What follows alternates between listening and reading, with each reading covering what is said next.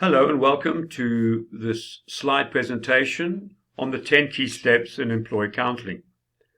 My name is Michael Lockley. I'm an independent HR and labour relations consultant with some 40 years exposure, 30 in corporate and the last 12 on my own. I do believe that counselling is often not done correctly. If you are going to counsel as a way of trying to prevent formal discipline in the first instance, and you want that counselling to be able to show that you've tried and you've tried again when you have to go the formal route, then it's very important to show that there was a fair and open counselling session that actually took place. And I believe these 10 steps will help you to ensure that you can prove that. Without any further ado, let's launch into the slides. Step 1, advance notification. It's very important that an employee is put at ease in terms of knowing what they are going to be coming into your office for, into the boardroom for, whatever the case may be. Nothing worse than shouting at an employee in front of colleagues or giving them no notification whatsoever in terms of having the chance to prepare for a counselling session. So whilst it's your right to counsel and to manage accordingly, let them know in advance. And that advance warning doesn't have to be a couple of days or a week. It could actually be a couple of hours. But let them get their minds and their heads around the fact that they're coming in for a counselling session, and give them an idea as to what it is about, such as your report was late, or you came late, or you were absent yesterday without permission and without notification. Let them have an idea of what it is they're going to come in for, and let them have a chance to prepare whatever they have to say in their defense. Point 2 is it's not discipline. Counselling shouldn't go with discipline. Counselling is a way of trying to obviate discipline. So you need to be sure that you're counselling for the right reasons. You're not going to counsel someone who's just been caught stealing. Obviously, the time for counselling is gone.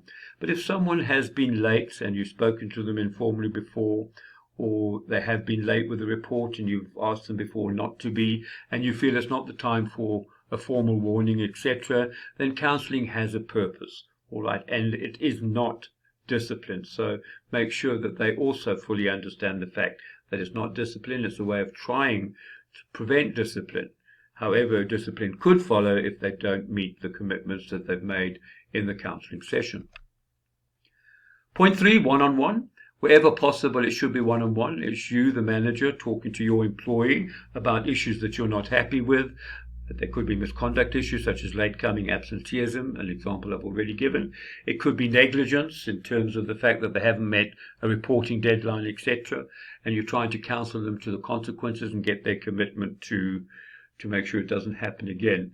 But I do get questioned quite often, what happens if there's a unionized environment and the individual happens to be a union member and they want the union shop steward there? What happens if an employee is a little bit nervous to come into their manager one-on-one for counselling? There are times perhaps where you have to be circumspect and give in, and I do believe it's giving in. Then allow them there purely as observers. It's not a case of you're going to take formal action. You're trying to prevent that, and therefore if there is anybody else there other than yourself, they are there as an observer only.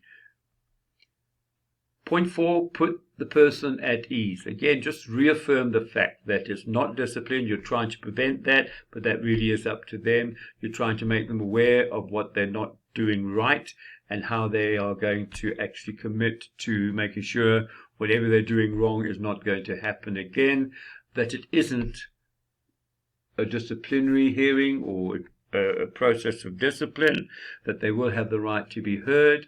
You won't necessarily accept everything that they have to say, but where you don't accept what they're saying, you'll give objective reasons as to why, but they will have the right to be heard.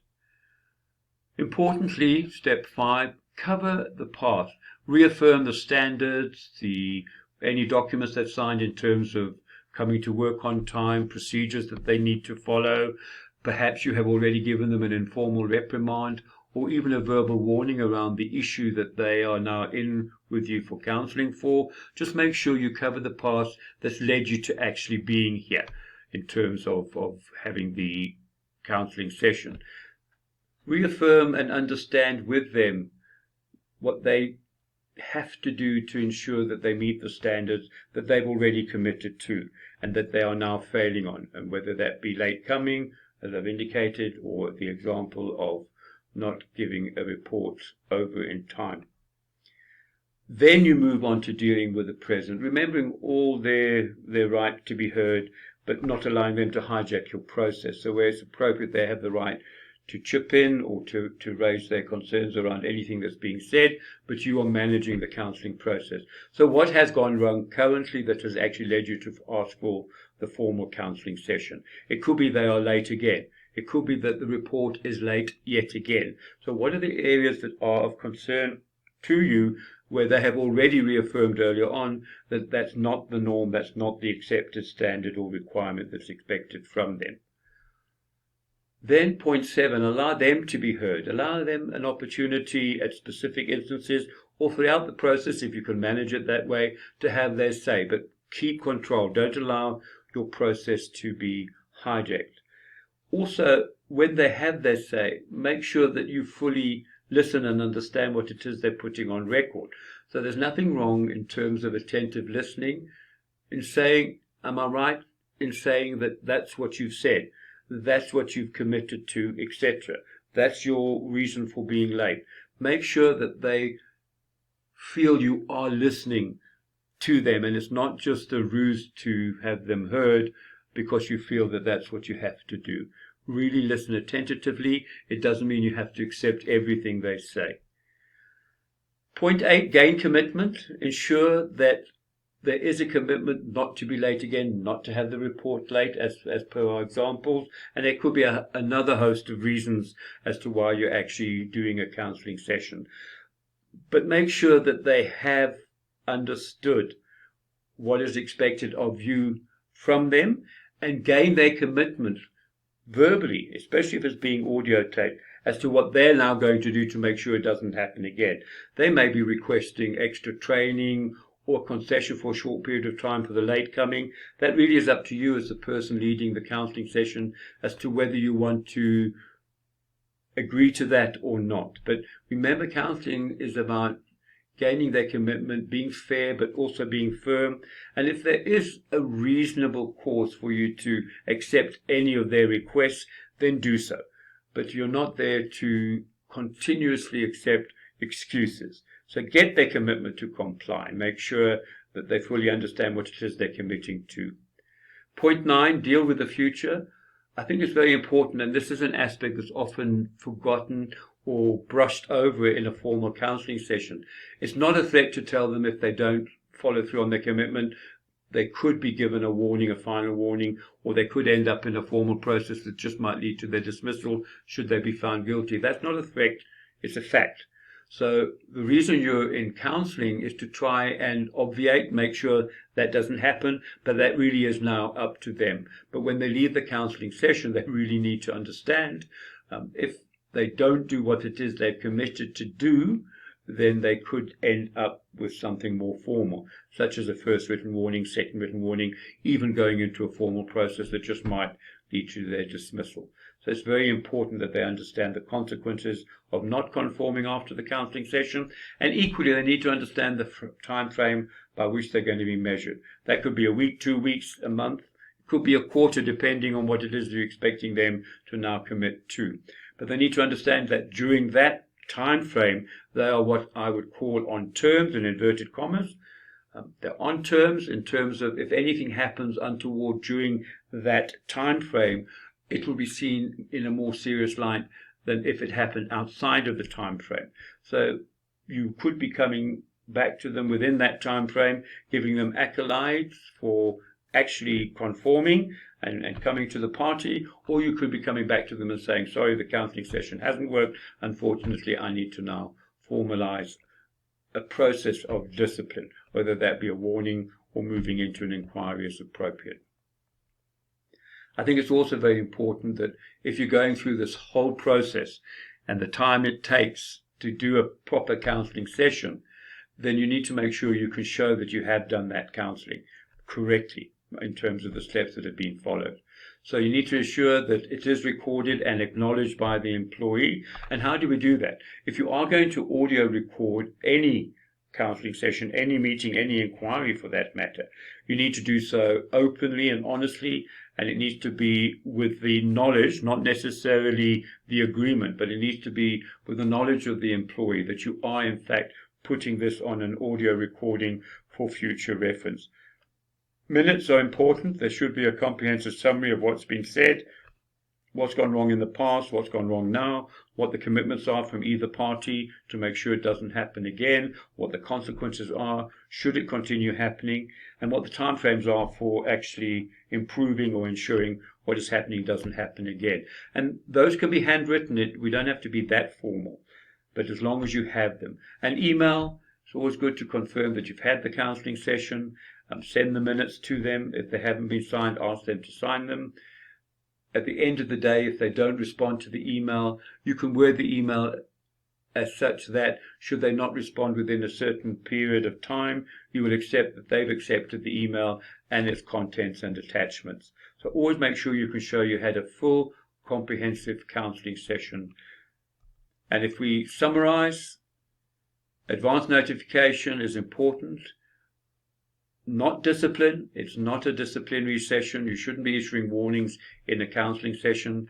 One-on-one wherever possible. Put the individual at ease. Cover the past in terms of standards required, the commitments required, what's gone wrong in the past, if anything has gone wrong in the past, and what you've done to try and correct that informally.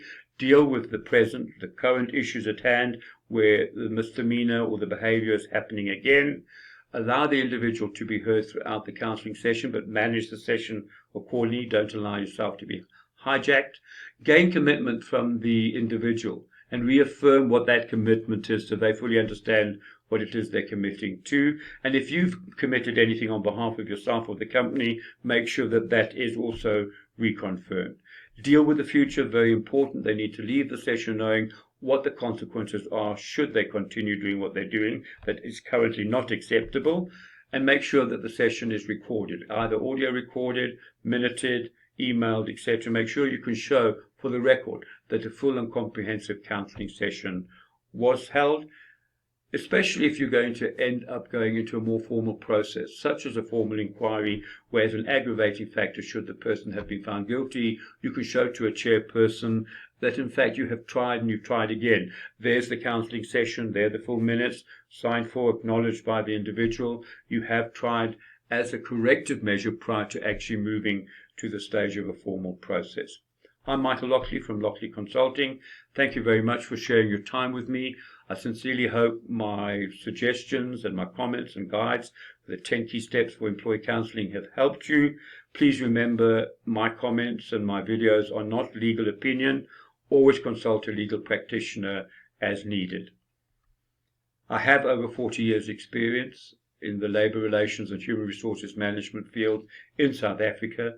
30 of those have been with large corporates, from the mining sector to the steel manufacturing sector and to the wholesale retail distribution sectors. I have been on my own for some 12 years as an independent, and I currently provide support services in labour relations, human resources and training facilitation to a number of large corporates as well as a number of small, medium-sized enterprises. I'd love to help if you feel you'd like some help. My email is recorded on the previous slide. Look forward to having you enjoy my next sessions as they come up on my newly launched Lockley Consulting channel. Thank you very much. Stay safe.